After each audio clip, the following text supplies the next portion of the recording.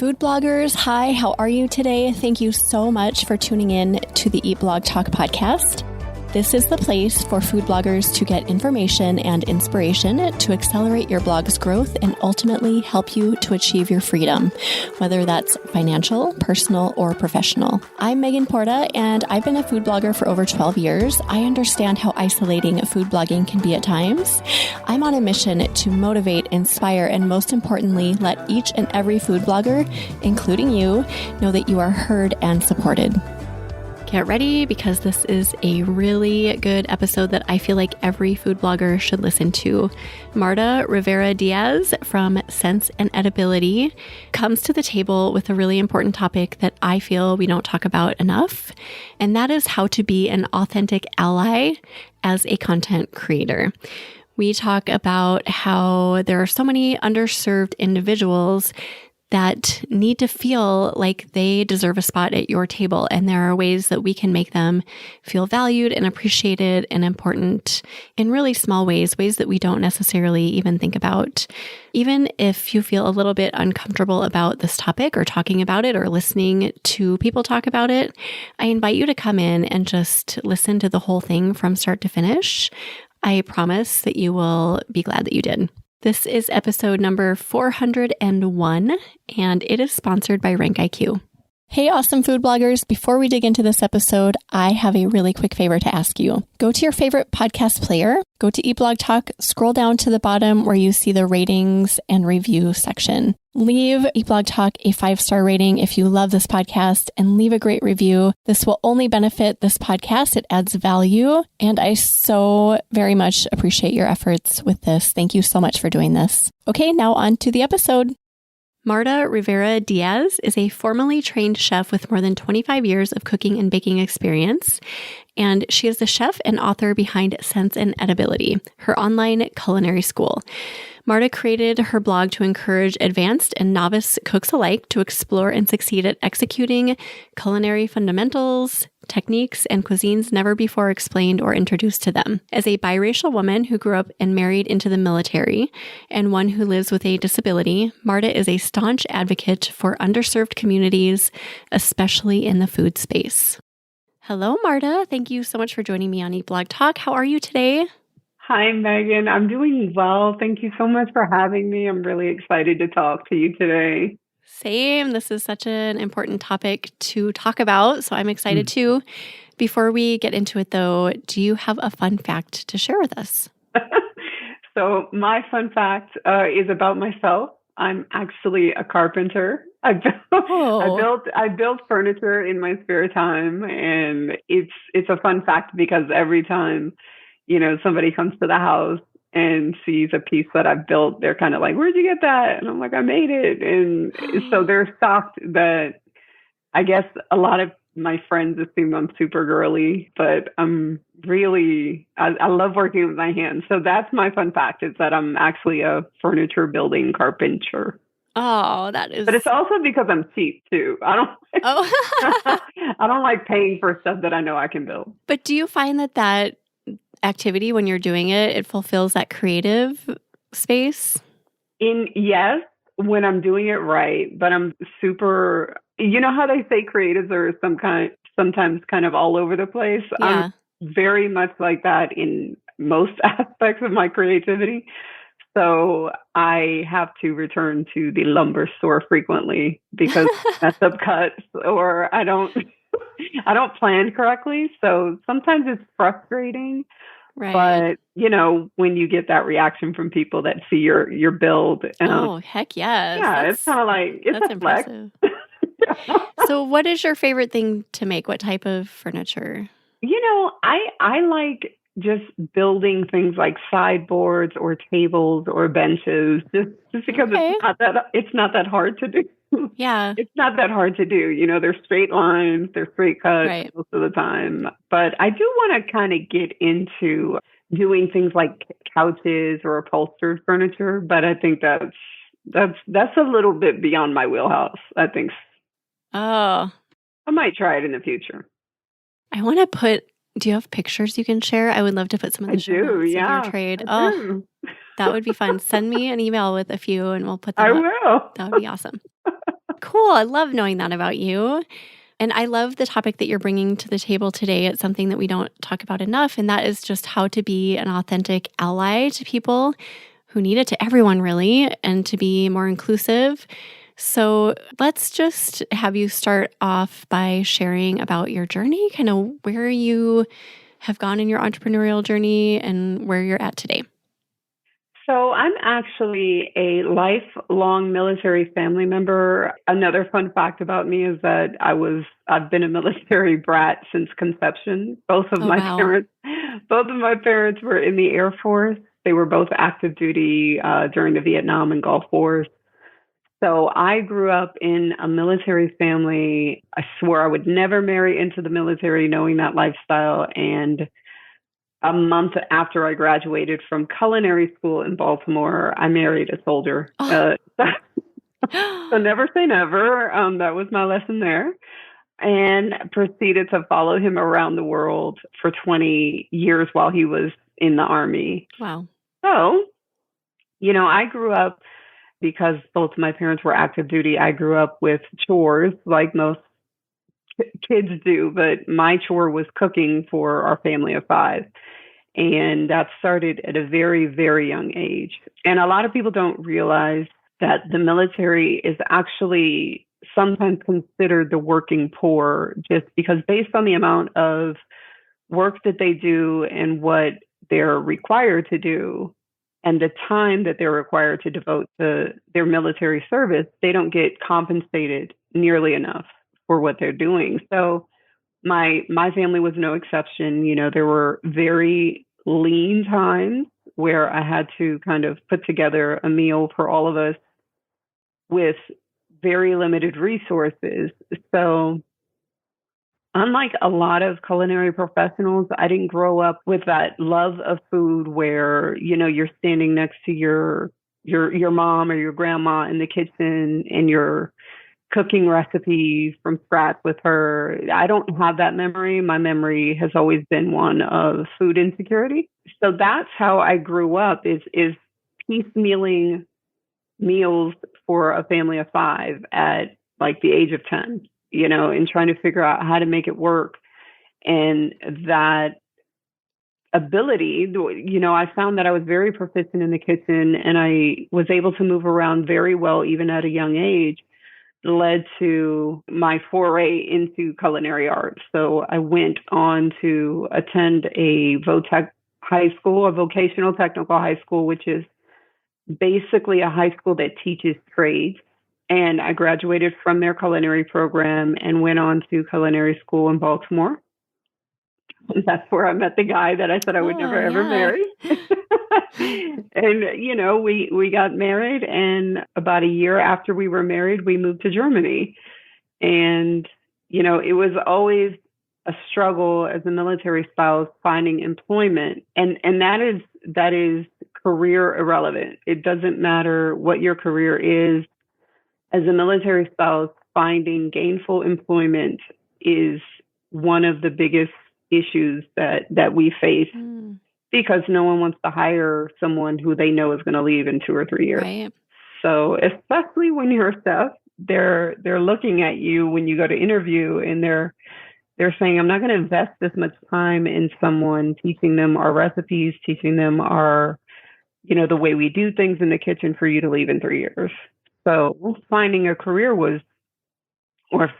job in my career field was next to impossible. So I created my career field and I started being the go-to person on base for big event cakes or catering jobs or things like that.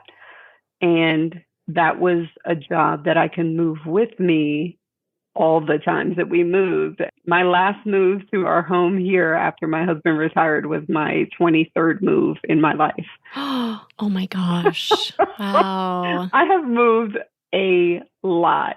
So, a lot. But, being a caterer and running a cottage food business, which is what I was doing, was a way that I could pursue my passion and still, not become resentful because I was supporting my husband's career, but my career was kind of, in limbo. So that quickly transitioned to in December of actually Christmas Eve of 2010, I was diagnosed with multiple sclerosis and a non-ruptured brain aneurysm. Wow. And, as the fourth of five people in my family who have been diagnosed with multiple sclerosis, and at the time I was my mom's full-time caregiver who was dying of multiple sclerosis. Oh.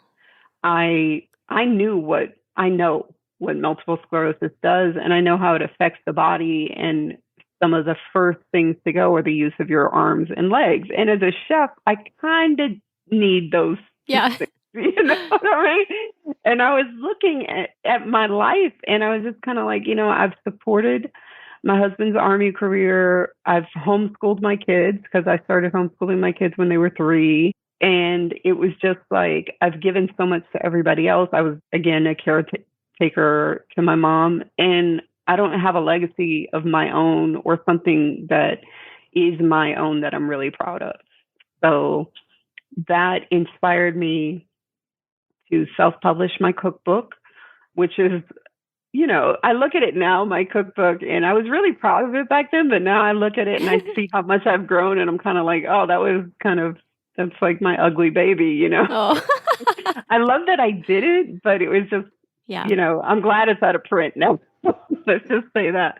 Yeah. But that segued into me writing online, because a lot of people that read the cookbook were like, you're like the Irma Bombeck of writing, food writing, because you're funny and you write these anecdotes, and you need to put this in a blog. And I didn't know what a blog was because I really never read blogs. And this all transitioned into me starting Sense Edibility. And it was, what I wanted to do was teach people to love cooking, or to at least feel comfortable enough in the kitchen not to freak out when they got in the kitchen, Yeah. And that led to where I'm at now, which is still running Sense Edibility. And, now my husband's retired, so we're stable, and my twins are in college, and it's just kind of like my time now. So, oh, what a great story. And wow, yeah, so much transitioning and moving throughout your life.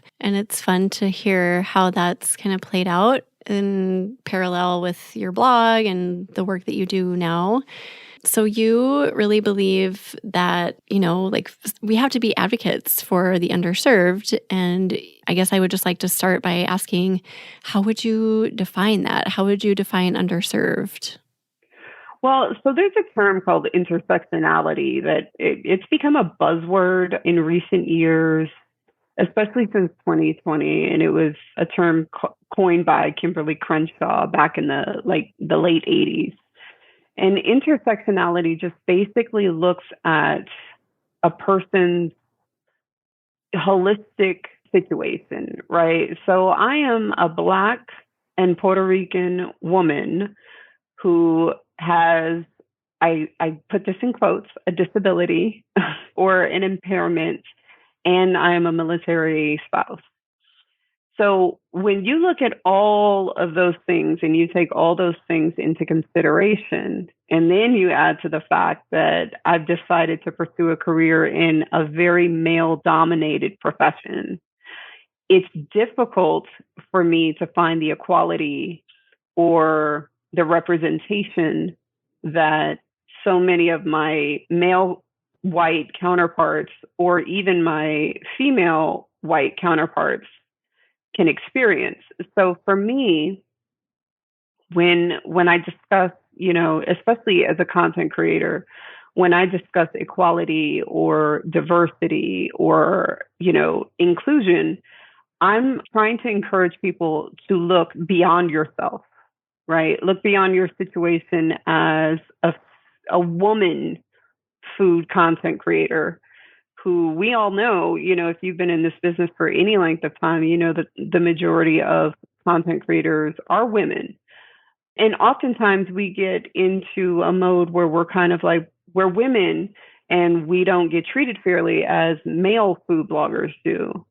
But then you have to look at the women of color who are also food bloggers that are definitely not treated the same as white women food bloggers. But then you also have to look at the women of color who have disabilities who are not treated as, so it's, for me, it's like this domino effect that I'm always looking at, because I can relate to most of these intersectionality issues that a lot of people don't realize even exist, because they're only affected by one or two types of discrimination, if they're affected by any at all. There are so many layers there. So many. Right? Yeah. So how do we become allies to people? Because I think it's really important that we do that we recognize that this is a thing. It's a real thing. And I think a lot of us want to be allies, but we really don't know how to do that. So what can we do? So I think the first thing when it comes to learning how to be an authentic ally, is to stop and take stock of yourself, right? These discussions sometimes hurt feelings. And I think a lot of times we get wrapped up in but that's not what I intended, or that's not who I am, or I'm not like that, And it's not necessarily about attacking somebody and saying, well, you're a racist, or you don't care about, people outside of who you are or who you can relate to. I think being a true, authentic ally means sitting down and learning people's stories. A lot of time we lump people into these categories where, well, if you're Black, you're just, and these are things that I've heard personally, you're an aggressive Black person because you take offense to everything. And it's just, that's not what I meant to say, and if you have someone in your life, or you are having an interaction, whether it's on social media or whether it's with one of your commenters on your blog, or a fellow food content creator is telling you this is problematic, what you're saying, it's time to stop, take a step back and say, okay, I'm not being attacked for who I am, but my words are hurting someone. So as an ally, do I want to continue to hurt people, or do I want to continue to hurt this particular person or this group of people?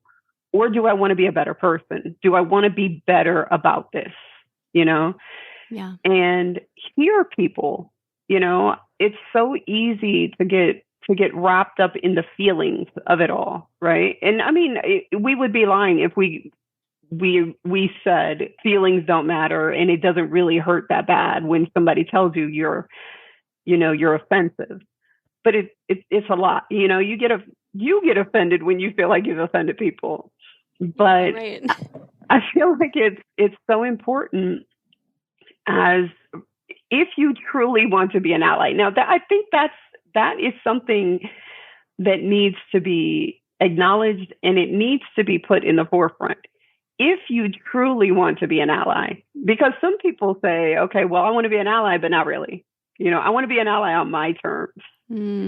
But if you truly want to be an ally, that requires you sitting down with someone whose story you may not have heard, listening to them, and not trying to rationalize or justify or reconcile their experience, right? By saying, oh, well, maybe they didn't mean to be racist, or maybe they didn't mean to, use that microaggression towards you, or maybe you're just being overly sensitive, because these are all things that we have heard before. I know for a fact that I've heard before. And it's kind of like I am dismissed as a person. Not my experience is dismissed, but as a person, I'm dismissed. Because again, we can't separate the emotion from the person, right?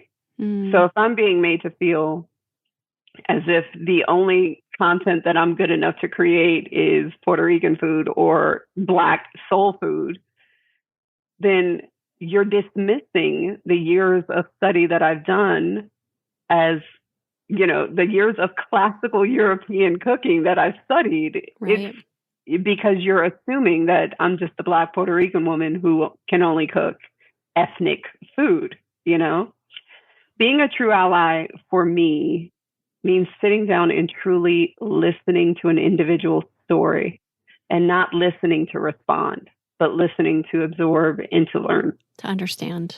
Wow, that's powerful. And I'm just thinking of all the times when emotion does creep in. So for me, it can be like reading something on social media that's like, wait, how was that meant? And you can take things the wrong way and get really emotional about them when you're reading a comment on YouTube or TikTok or wherever. So actually taking the time to stop, invite that person into a conversation and just try to do nothing but understand is what you're saying. Yeah. And I'm a huge fan of clarification. A lot of things, especially on social media, because you can't read tone, you can't read inflection, you can't read any of that stuff on social media. And most of the people that follow me or know me on social media know I'm sarcastic. Like it's like my second language, sarcasm. And when you know me, you can read it. When you don't know me, you're offended. And anytime somebody has said, well, that's offensive, I address it, because my intention is never to be offensive at the expense of, or never to be so sarcastic and funny and quote unquote witty, which I swear I am, at the expense of someone's feelings, because I gain nothing from it, Yeah. But a lot of times people are afraid to have that conversation. Like, well, what do you mean by what you just said? And I think that's very important. I have just recently, in fact, a reader of mine found a recipe. I mean, and this is one of those recipes that I so want to update because the pictures are gruesome. Like the content is just horrible. But she came to me and told me, I would really advise you or recommend that you change the title of this recipe, because the word that is used in it is a derogatory term in South Africa for Black people. But it's kaffir lime leaves. So I've only known this fruit as kaffir lime. And she mentioned that to me. And as I start to think about, videos or documentaries or movies like Mandela that I've seen, I've heard that term used, not necessarily knowing it was a racial slur. So she suggested, change the name to makrut, which is the name of the fruit in Indonesia because it's an Indonesian fruit. And automatically that post went from published to private, because I'm going to completely revamp that recipe. I'm changing the name. I don't care about the drop in SE. I don't care about any of that stuff. Yeah. And I would have done it despite hating the pictures to begin with. You see what I'm saying? Yes, definitely. I could have easily in that moment been like, well, I didn't mean it like that. And this is how they call it in this country. I could have gone all kinds of ways with it. But why? Yeah. Why would I ever want anything on my piece of real estate online to be offensive to anyone? Yeah. And that's a lesson that I pat myself on the back for it, because, I could have easily taken offense to it and made it about me. And it's not about me. It's about a word that has been used for centuries, probably, to degrade and to deride people of color in a country that I've never been to, but I don't want to be a part of that.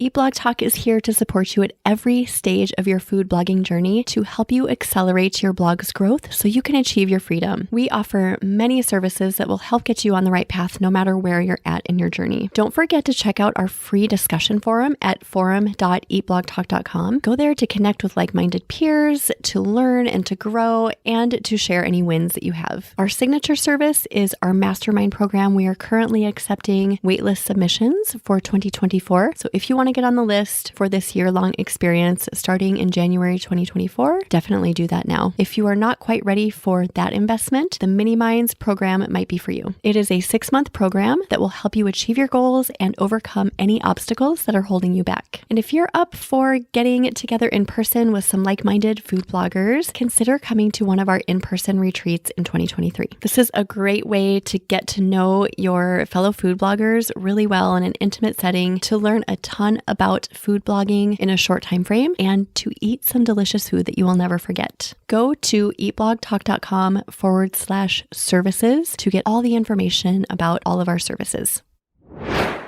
And I think it's important to point out that you weren't offended by it. Like, you actually took it in and tried to understand it instead of just like getting defensive and exactly like, this wasn't my fault. I didn't intend it. Like you said, you sat and you listened and understood, and then you acted. And I think it's important. It's kind of telling. I mean, I'm a New Yorker originally, so I shoot straight from the hip most of the time. But I think it's kind of telling when you do get offended when someone tells you something like that, because it kind of makes me wonder, where's the offense coming from? Because I didn't get offended from that, because I knew my intention was never, when I created that recipe, I literally wrote the recipe based on what was written on the package of leaves that I was using. So I know that my intention was not ill. There was no ill intention meant in creating that recipe whatsoever. So I didn't find anything to be mad about or offended about. But I do notice that when people get very, when they get up in arms and they're like, well, you should just be grateful that you have a place at the table, or you should just be grateful that, Black content creators are getting recognized now. It's kind of like, where does that come from? And that's something that you have to dig deep inside and ask yourself, why am I so offended that Black content creators are asking for equality, or Latinx content creators or Indigenous content creators are asking for the same thing that I'm getting? Yeah. That's some self-reflection that you as an individual have to do. And that's not something that anybody else has to own. I so agree with that. And that was so beautifully said. I think this whole topic of just equality in general is something that a lot of people tiptoe around because they're afraid. They're afraid of it. They don't want to say anything wrong. They don't want to do anything wrong. So they just don't say anything. So how do you feel that translates into your business? Do you think that we should be saying more about it? I believe that, number one, I believe that if you are not a person of color, there's really no way for you to understand what people of color in this country, and I can't speak for other countries, but what people in this country have experienced, right? Yeah. So it's difficult for people to really relate to the stories that we tell. It's almost mind-boggling to a lot of people when I tell them some of my stories, because they can't wrap their mind around that happening to them. But there's also a requirement, again, if we're going to be authentic allies, there's also a requirement for you to do homework, right? It becomes exhausting as a Black woman, as a Puerto Rican woman, to have to educate people on things that a quick Google search can inform you of. But beyond that, again, we go back to the story, the individual story. So you can Google, basic history in the United States and find out a lot of the stuff that what especially Black content creators are talking about is not a lie. Like, it really happened. Yeah. But then you have to sit down and speak with the person. And you can't get offended if they're like, I'm exhausted. The emotional labor that the last, especially 3 years, have put on us, I'm too exhausted to discuss this with you, right? And you have to respect that, because it is exhausting. But if you do have the privilege of speaking with someone, I think it's important to ask questions that you're afraid to ask, right? Those questions that you think, if I say this out loud, somebody's going to think I'm a racist. right? If you have somebody that is willing to sit down with you and have a conversation, no holds barred, and you have to be willing to say, okay, and I'm going to give this, this is an example that I've lived through, is it offensive for me to ask you to touch your hair? Granted, this is not about food, right? But this is about something that I live my daily life dealing with.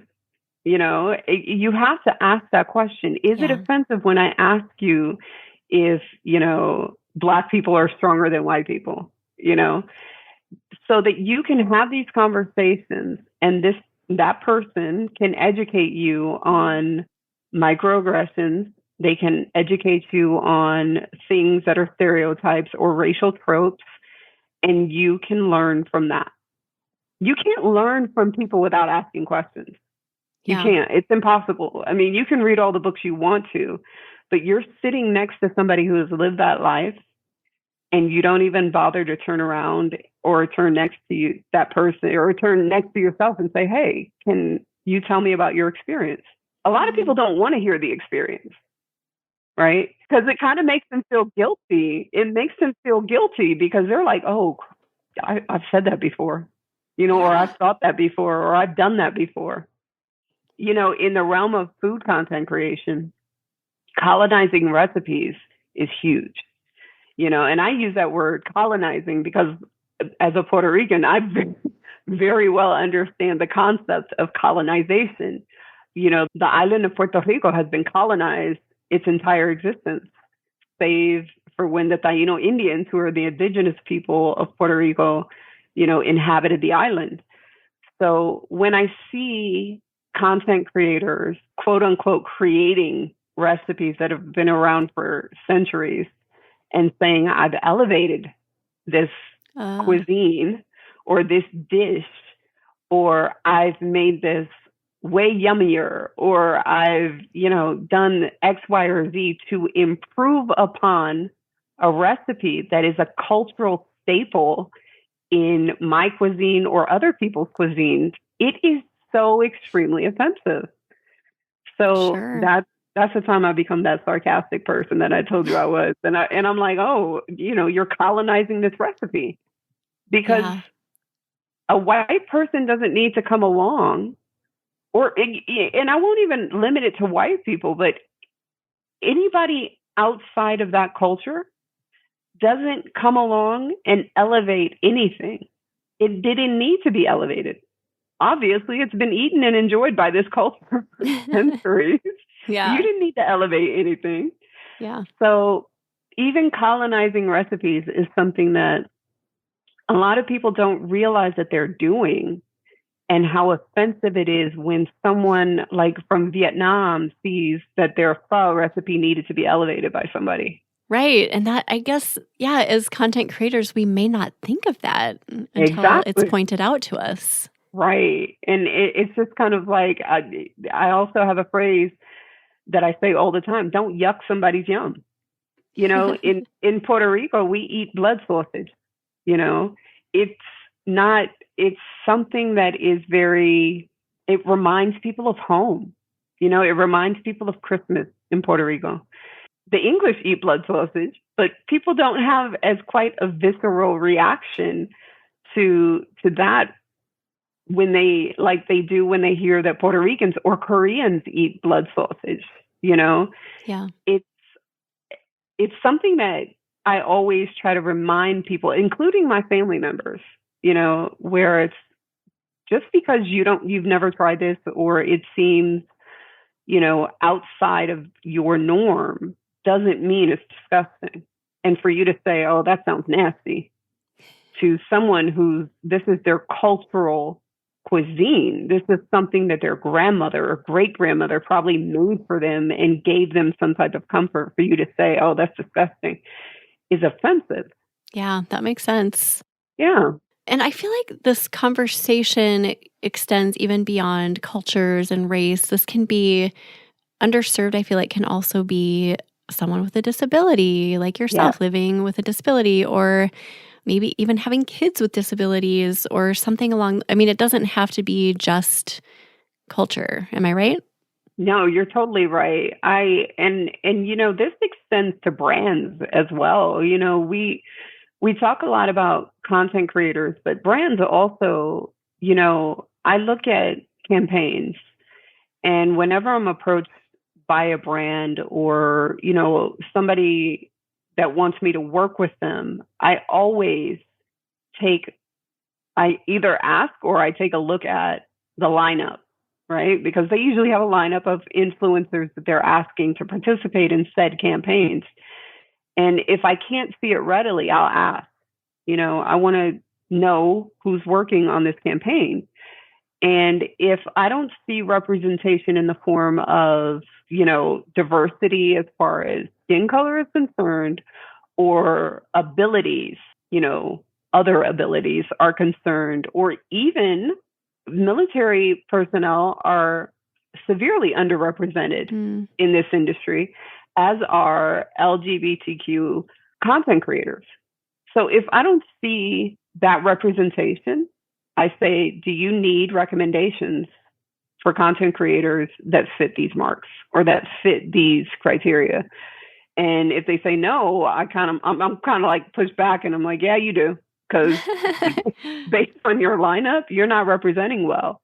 And it is true. We need to, when we're considering the content that we're putting out, are we writing a recipe for people who may have arthritis, who can't open jars, who can't mince garlic, who can't, flip saute pans? Are we considering them? Are we encouraging them to, hey, take out from the produce section by grabbing pre-cut veggies so you don't have to do it? Are we considering parents who are exhausted from, taking care of a child with a disability? And I hate saying the word disability, with an impairment. What about a caretaker to a spouse or a caretaker to a mom like I was? Are we considering the fact that they're exhausted but they still need to eat and they still need to take care of themselves? Are we recommending to them, here's how you can create a shortcut for this recipe that I really want you to try, because you should be able to try it because it's good. You know what I mean? Yeah. Military personnel, again, some of the working poor, they're not making a ton of money. How can we, as content creators, reach them? How can we, if you don't, and granted, the military is like a whole secret squirrel society. If you don't live it, you can't even begin to understand it.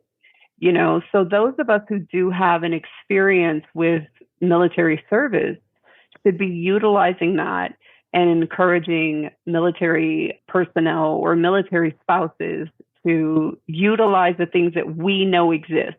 And brands should be coming to content creators who understand that world and saying, listen, we need to reach these people because they deserve our support in more than just words.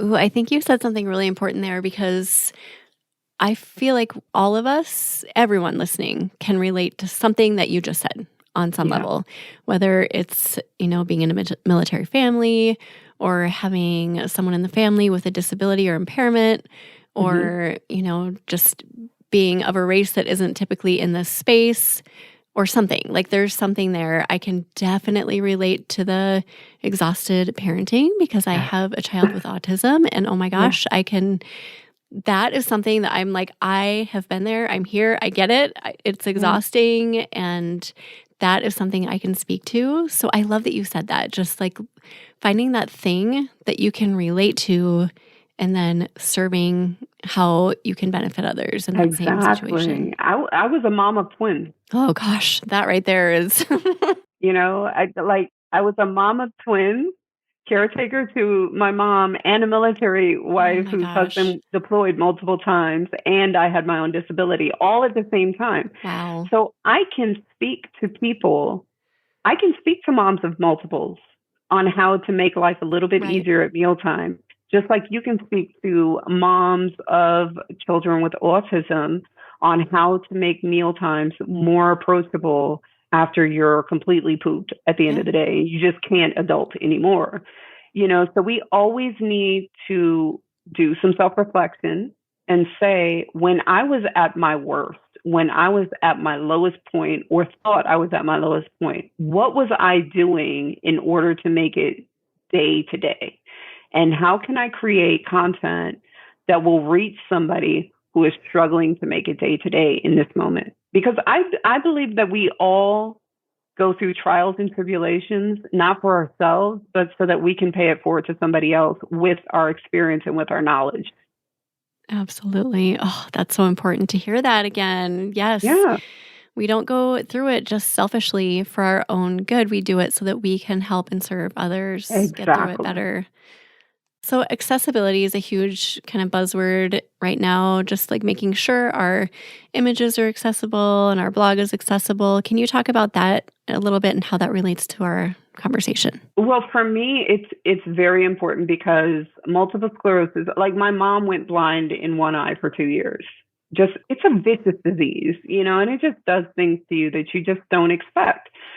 So for me, and I always make light of things, because if you would really stay in that space, you'd be miserable, right? You just cry all the time. Yeah. So I always try to find something funny. I don't try to find the silver lining because I'm not an optimist. I'm just, I just try to find something funny in it.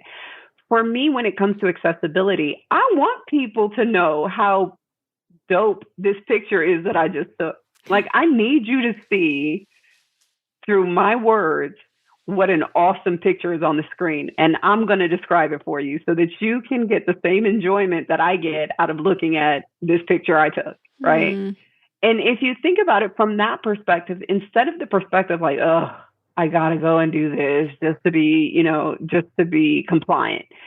It's just horribly insensitive, because as someone who has been in a wheelchair multiple times in my life, I would give anything to not have to use a wheelchair, right? You have those people that say, "Oh, well, you're lucky because you get to use the handicap parking spot." Oh. I would give anything not to have to use that parking spot. I'm telling you, the things people come out of their face with is crazy. I would never think that. That's a horrible thing to say. Oh. So I'm telling you, some people say the wildest things to me. So it's the same concept when we're writing content, right? How much would this person who you are writing this alt tag or this alt text, how much would they give to be able to see that for themselves? And if you look at it from that perspective, instead of, it's another thing I got to do, I think you'd put more into it, and I think it would become a lot more fulfilling to do. Yeah. And it's the same thing with writing content that is, again, approachable to people who have other abilities or impairments. It's so important to be a good person, right? Be somebody that acknowledges the fact that I can walk, I can use my hands, I have vision, I have hearing, I can swallow. How can I be a better person to those who can't? Oh. How can I alter my recipes? How can I give suggestions? Because I do this all the time. How can I give suggestions to my readers so that they can alter it for their situation? You know what I mean? I tell people all the time, hey, if you have dexterity issues because of arthritis, or because you just have dexterity issues, this is how you can, use this hack to accomplish the same thing. This is so powerful. It's just, you said this a little bit ago, just being a good person and just seeing that if you have the use of all your faculties, you're blessed immensely, and trying to pass that on to others who do not in such a little way. I love your filling out your alt text on images, how you try to make it fun. Yeah. Listen, you took that picture. And I bet that picture looks good. And I know people want to see that picture, so I'm going to describe the hell out of that picture, okay? You need to see this for yourself, right? And it makes you feel so much better. It makes you feel so much better because you've just given someone the gift of sight. Yeah. Like how much of a blessing is that? You know, that I just gave you the gift of being able to see, and it could be something as mundane to us as a pot on a stove. But again, how much would that person give to just be able to see that for themselves? You know, something that we got to remember. Definitely never going to look at alt text the same again. It does become a checklist item that, I have to do this. I'm going to check this off the list. But to think of it in that perspective gives me a whole new vantage point. Yeah. And also captions on videos. My husband suffers from tinnitus. And, you know, there are, and this is a trigger word, suicide is a trigger word. There are many military personnel who suffer from tinnitus every single day of their lives. And if you don't know what tinnitus is, it's just a constant ringing in your ear that doesn't go away. And, you know, it's so infuriating and so painful and so just miserable for them that it makes their life, it just really deteriorates their life.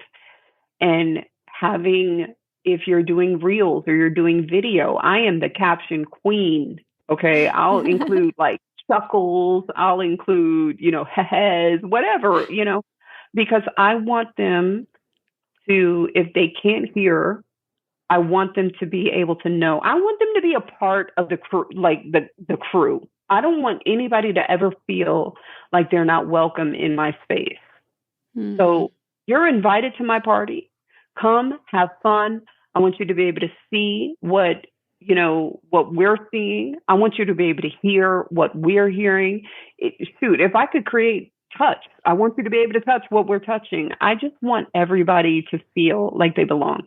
Like everyone has a seat at our table because we are all food creators and we all appreciate that concept of bringing people to the table. So do what you can to be inclusive and make everybody feel invited and welcomed. Absolutely. Oh, this is so important. I feel like this is long overdue here on eBlog Talk. I really appreciate this whole conversation. Marta, thank you so much for bringing this to the table. Of course. Is there anything we've forgotten that you want to be sure to mention before we start saying goodbye? For me, it's just being an ally to all people. You know, if you are among the privileged, and I say that just somebody who doesn't have to wake up every day wondering about, you know, the color of your skin, if it's going to be something that's going to be a hindrance to you, or, you know, walking up a flight of stairs or getting out of the door or hearing somebody. If you are a person of privilege, to be a true ally means to, again, invite everybody to your space and make everybody feel welcome and not make anybody feel as though they're bothering you because they chose to be a part of your community. Oh, gosh. That was amazing. Thank you so much for that. Yeah. And thank you for your time today. It was a pleasure. It was. I loved chatting with you. This was awesome. To end, I like to ask my guests if they have additional words of inspiration or maybe a favorite quote to share with my listeners. Do you have anything with that? So I'm not very eloquent as far as quotes are concerned, but I did learn a quote. I am one of the founding members of Eat the Culture, which is a Black food content creator collective. And we are doing our Black History Month virtual potluck this month because it's Black History Month. And the proverb is an African proverb that says, once you carry your own water, you will remember every drop. Ooh. And to me, that is so deep and so powerful, as most proverbs are. So just remembering your journey, remembering the journey of those that came before you is of great significance and importance, and we should always remember it. Oh, beautiful. Thank you for sharing that so much. We'll put together a show notes page for you, Marta. So if anyone wants to go look at those, you can check them out at eatblogtalk.com/sense and edibility. Love the name of your blog. Thank you. It's so great. So everyone go check out Marta's blog. It's senseandedibility.com. Where else can we find you? I am on Instagram and Facebook as Sense and Edibility, and I'm on Pinterest and what's the other Twitter? As Edible Sense. I also have a YouTube channel that is Sense and Edibility. Great. Well, thanks again so much for this conversation today, and thank you for listening today, food bloggers. I will see you in the next episode. Thank you so much for listening to this episode of Eat Blog Talk. Don't forget to head to forum.eatblogtalk.com to join our free discussion forum and connect with and learn from like-minded peers. I will see you next time.